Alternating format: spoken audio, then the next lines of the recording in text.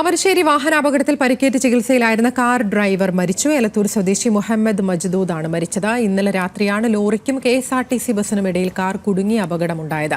Lynette M Varghese ഉണ്ട്. Lynette, വിവരങ്ങൾ. രാത്രി 11 മണിയോടുകൂടിയാണ് താമരശ്ശേരി ഭാഗത്ത് ഇതുപോലുള്ളൊരു അപകടം ഉണ്ടായിരിക്കുന്നത്.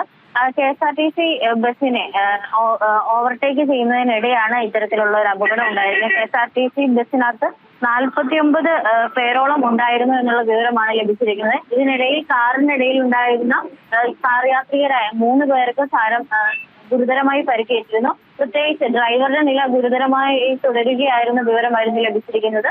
ഇന്ന് രാവിലെ 6 മണിയോടുകൂടെ കോഴിക്കോട് മെഡിക്കൽ കോളേജിൽ വെച്ചായിരുന്നു ഇദ്ദേഹം മരിച്ചത്. എലത്തൂർ സ്വദേശി മുഹമ്മദ് മജ്ദൂദാണ് മരിച്ചിരിക്കുന്നത്.